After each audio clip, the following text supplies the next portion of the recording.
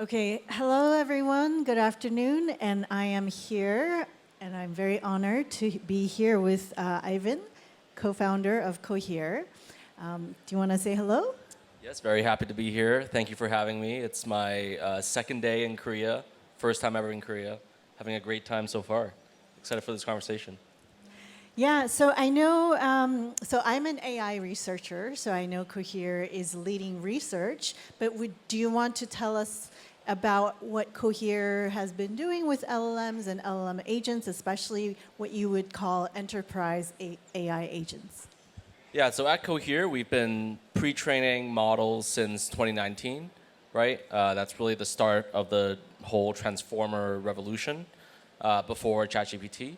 And we knew that in order for us to service, some of the most difficult mission-critical problems that were being worked on by humans, we needed our technology to be adopted by the enterprise, right? And the enterprise would only use our technology or trust us with their data if they could run the entire system within their premises, right? So whether that's their virtual private cloud, whether that's their on-premise data centers, we knew that we needed to build a stack that could deliver AI capabilities into where their data is rather than the other way around, right? So our customers don't send us any data to do their AI workloads. We send the AI to them. And so that's informed how we've built the technology differently in a few ways, right? Rather than pre-train one large language model, because our customers actually have to run the inference, so they front the cost of inference. We focus on models that can fit within the servers that our customers can procure. And also the use cases, rather than have our models memorize the entire internet, right? Because they're smaller, we actually teach them to live off the land, right? Whatever tools the enterprise can connect to the model, our models learn how to use those tools to fetch the right context, to answer questions using that information. Yeah, and just a very sort of, I guess, detail I want to ask about having the data and the model on premise. And this is about data security. And you may or may not know, but there have been a few sort of data security issues in Korea in the last few months or so. Do you want to say something a little bit more detailed about how Cohere works with data and models such that they are actually secure for your clients? Look, I mean, step one is we don't handle any data, right? To not leak data, we just simply don't store it at all in our systems, and we knew that from day one, right? The best protection against leaking our customers' data is just not having any of our customers' data. And so us delivering a stack that our customers can run, they can choose where the data is processed and stored. That was a very intentional choice for how we've trained our models and built our technology. And so obviously the second step is the software that we're delivering, the models that we're delivering, can they behave well in our customers' environments, even if they're disconnected from the internet? So we do a ton of supply chain scanning, cyber testing to make sure that the data that goes into our models, the code that our models generate, are safe to use for our customers in the enterprise. Okay, so let's switch gears a little bit and talk about expanding into multiple languages and cultures. And so I know that Cohere, your models work in different languages.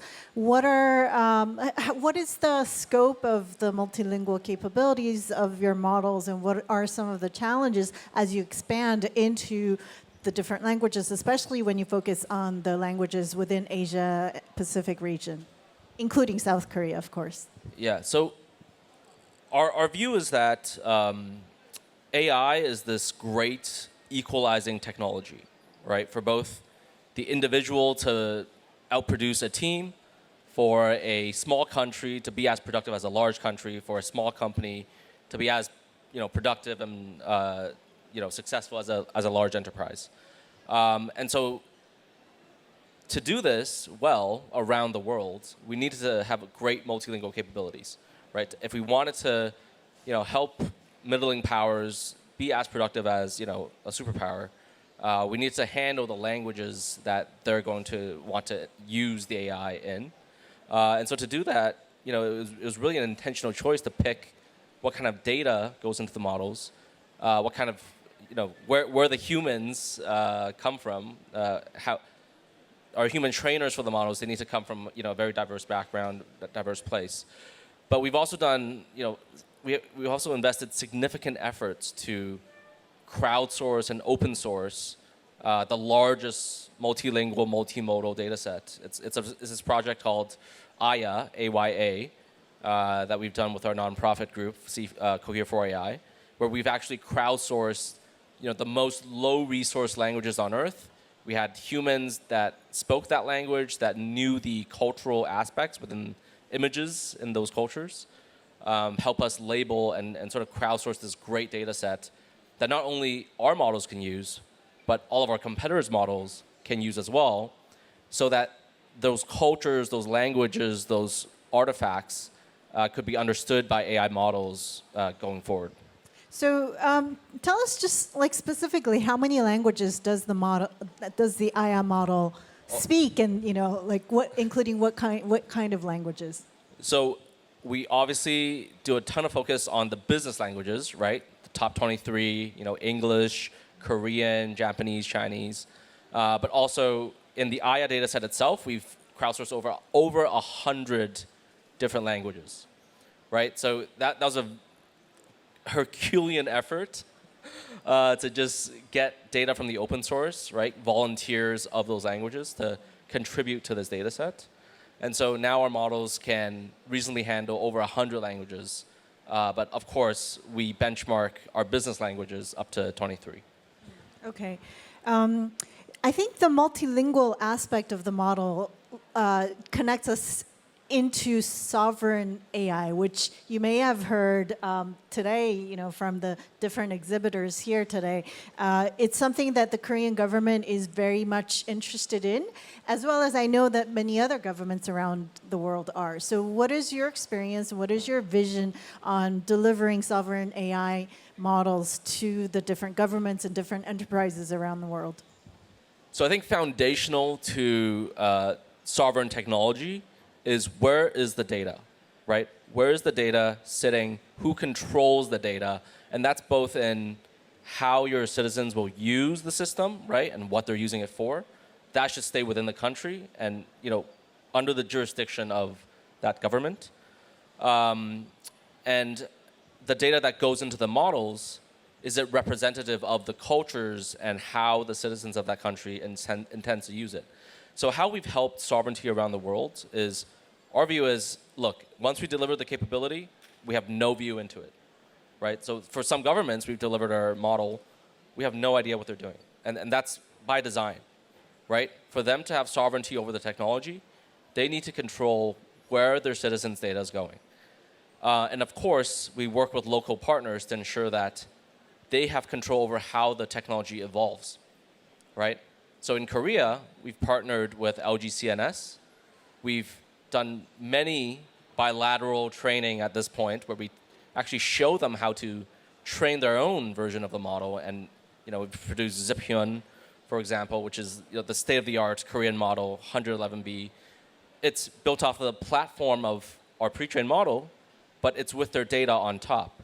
And they have that know-how now of how to train their own model, add more capabilities to it, to service the local market.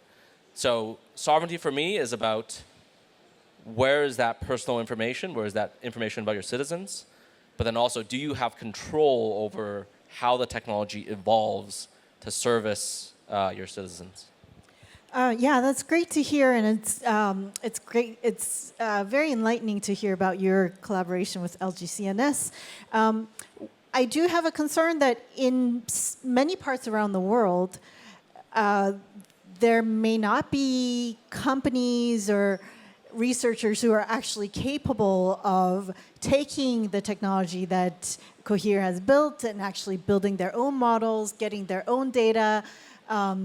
So how do you work with regions where it's very difficult to actually get the technology up and running within like their own country and with their own people? So we service countries and customers of countries around the world, and obviously us as a private entity, we could only do so much, right? The humans have to want the technology first, and that's actually the great thing I love about Korea, is that the people here, the market here is very digital native, and so they're early to adopt technology, and they're very open-minded about how to apply that technology to their day-to-day work. And so it's ripe for delivering this kind of capability to ensure great outcomes. And it's no surprise, not every country is digital native, right? Not everyone knows how to use a computer around the world. And so those are the fundamental, problems as a species we need to solve, right? How do we bring these technologies to be more equal? But I think AI is a great step forward, right? If you think about it, anyone can write as good of a code base as anyone else today. You can prompt a model to just help you build an application that you can imagine. And that's much different than before, where you have to be trained in software engineering. You have to have a great school to teach you how to write code, great jobs and opportunities to teach you how modern architecture is done. But today, you can go to a free chat assistant anywhere in the world. You can go to a free chat assistant to get the latest in how code is built, how to build applications. And so we've come a long way in just making computers more easily accessible for everyone through a natural language interface. But of course, we still need to get computers into the hands of some people around the world as well. Yeah, so that's a very great topic that is very close to my heart. So we talk about the digital divide, how the people who have access to the digital devices, the education about like computer science education, AI education, and all that.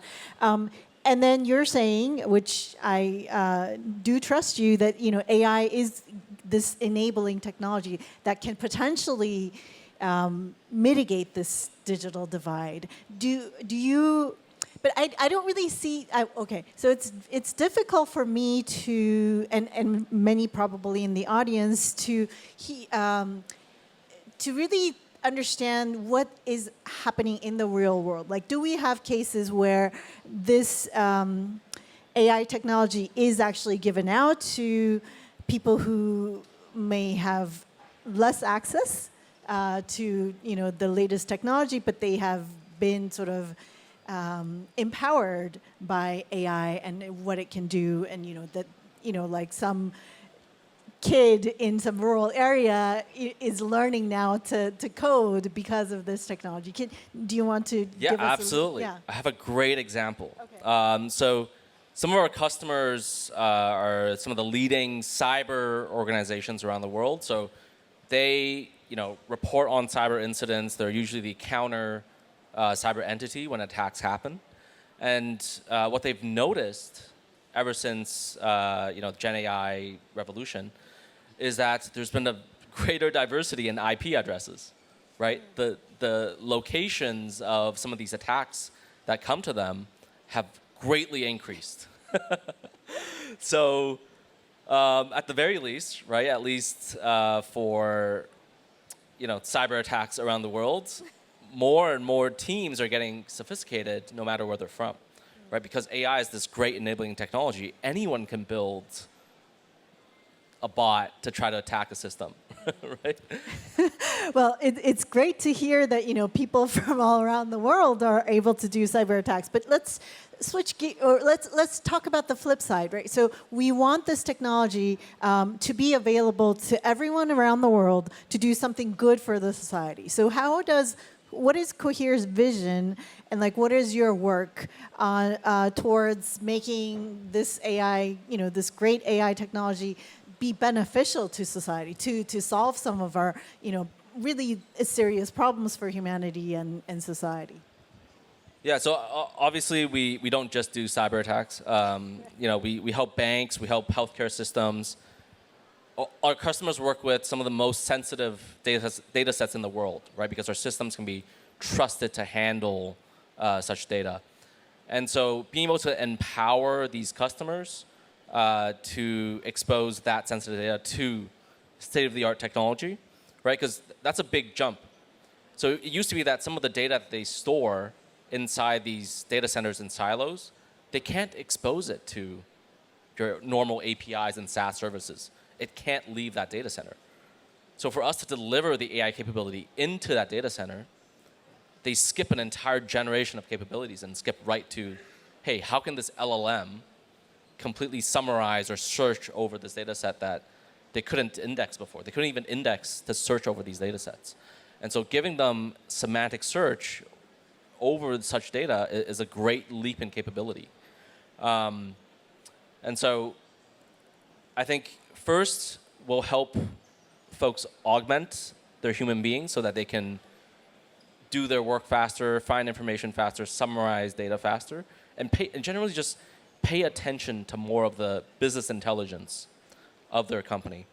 And once they build comfort with that system, they can then automate some of these processes that humans are doing. Right, so that gets us into agency, right? So we heard the previous speaker from Samsung talk to us about personalized AI agents. And so I want to hear your thoughts and Cohere's vision on agentic AI, which seems to be the buzzword these days, but nobody has like a really, like accurate description or definition of what an AI agent is. So what is your definition of AI agents? How do you build it? How is Cohere building it? And how are these AI agents going to help us as just citizens and also as workers and also as enterprises? So AI agents for us means connecting the LLM within an agentic harness.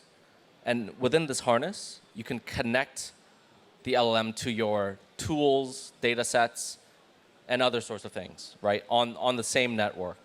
And you can have the agent wield these systems and tools and data sets on your behalf.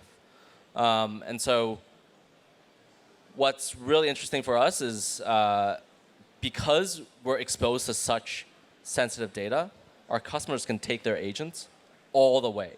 So some of our customers, they're treating their LLMs like employees because they can trust our system to have the same level of access as an employee, right? Because it's their data, they decide where to process it. And so I think the potential is, think of how powerful it is to use an LLM today, right? You can prompt it to do code, to do deep research. But now imagine it has the same level of access as an employee at your company, giving the LLM a work laptop, right? To access the same systems with the same level of access as you can, to gather context and affect the world. That's hugely transformative. Yes, in a good way, I hope, but we do have concerns, right? Like as they become more powerful or like more agentic, have more agency, we could think about cases where the LLM agent is making decisions on your behalf that may cause problems in terms of ethics, fairness, all of those. And that sort of gets us into regulation as well. But I don't know if you want to go into regulation, but what are your thoughts about these responsible AI concerns? I wish, I wish that more of the world was doing interesting work in front of the computer. But actually, when you get into it and you talk to these enterprises and learn about some of the use cases they want to automate, it's really the most menial digital work you can think of, right? Anyone that's worked in an analyst role or you're processing some forms at an enterprise, you look at a form, you cross-check some fields in that form with a different application to just make sure the data is correct. These kind of roles are not where I think the human potential should be spent, right? And so I feel like Cohere has a responsibility to free those humans to work on more interesting things. And I think AI agents are a great tool to really give the humans time back. So instead of the company investing their human hours, their employee hours on these menial digital labor, they can then reinvest those resources and the human time to explore new ways of doing business. That's how we think about it. We think about how we can take a team of 5 to be as productive as a team of 50, right? But those kind of transformations can't happen if we don't automate some of the existing stuff we make humans do today. Okay, so can I interpret your answer as the important, sort of the more difficult questions about, fairness and responsible use of AI is actually left to the human users, and the AI itself is automating the menial stuff that humans I think don't want to AI do. has a role to free up our time to explore, right? I think businesses being run today, they're operating in the old, past capability world, and so there's a lot of processes that they just make humans do every day. And I think as these processes are able to be done by AI agents, it's up to these businesses to think about how to innovate and use that human time to explore new ways of doing business, new processes to make their business more competitive in the market. Okay, so that I think will brings us to maybe sort of closing this session with a couple thoughts for our audience. So there may be people here who are from these enterprises who are thinking of using technology like Cohere's LLM agent, or some other companies. But as the Cohere's co-founder, what is your advice to these enterprise CEO, let's say, who are thinking about like, should I use some LLM agent? Is it going to give me some advantage? What are some of the concerns? How do I choose which company's product to go with? So I think with any technology adoption, it has to be a business decision, right? There needs to be a goal you want to achieve in your organization to want to explore this technology, right? Maybe you're gathering all this data and there's not enough humans to pay attention to it, for example, right? And so that's a great opportunity to use AI to pay attention to more of that data to then potentially find new opportunities. But it's like with any technology, right? It's like with cloud. There needs to be a business case to adopt this technology. There needs to be a need in that sense. So I think even though it's a powerful technology, you still need the entrepreneurship to figure out how to connect the technology to your business problems.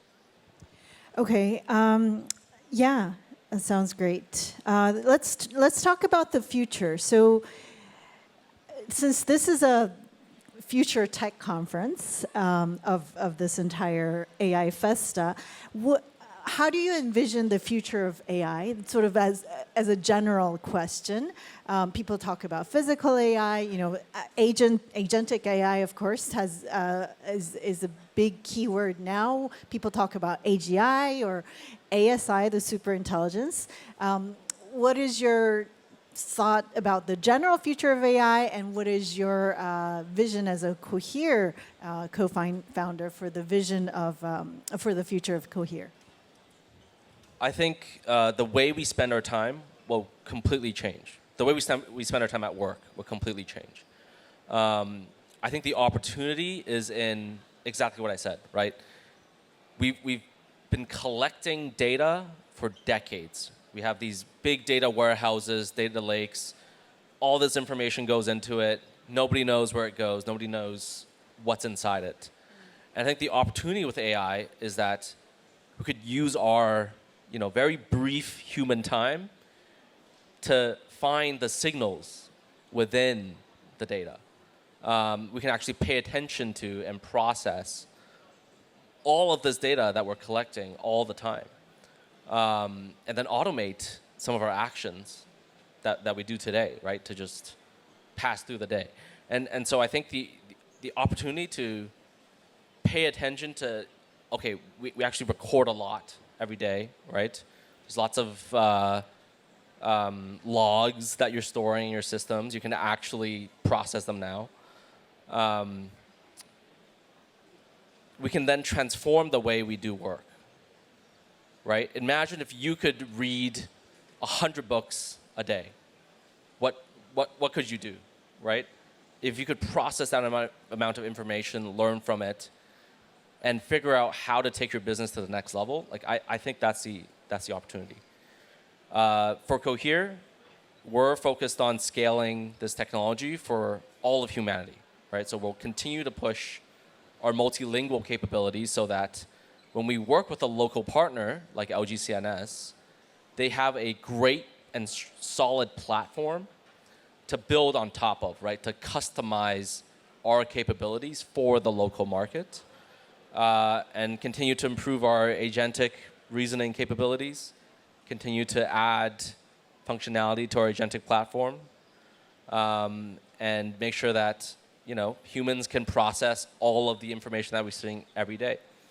Right now, it's language models, but there's a lot of information in images. There's a lot of information in video, right? You can't do video search today, right? There's some great companies doing it, 12 Labs, for example. But integrating those capabilities into an agent is really the maximum of where this technology can go. Imagine being able to process video, images, voice, language, all in the same platform, summarizing, hey, check out this video. I have a broken tire. Tell me how to fix my tire, right? And then you take an image of, the car that your car that's broken down. That kind of prompt is the future, right? This true omni-modal prompt. A model can then respond, process the video, the image, the text in the same platform. Yeah, that sounds great. We just have a few minutes left, so as a parting thought, you've mentioned working with LG CNS, you've mentioned 12 Labs, and you've been in Korea for a couple of days now. So what is your sort of take on how the Korean AI community is doing? Do you have some advice for the researchers and developers who are in the audience today? I think having spent a few days here, and obviously I've been paying attention to the Korean AI scene as a whole, I think it's very, very optimistic about how competitive the scene is, right? There's been great models being released, EXA-1, right? Zephyun from LG CNS. So I think that there's an immense amount of talent here that can, compete on the world stage. I think there's some recipe, that creates this talent. I think we need to double down and, make sure that continues and we can keep producing world-class talent. Some of the best researchers at Cohere are actually of Korean descent, and they've gone through the public education system. And so there's something that works here, and let's make sure we don't lose it. Okay, that sounds good. Thank you so much. Let's give a big applause for Ivan. Thank you. Thank you.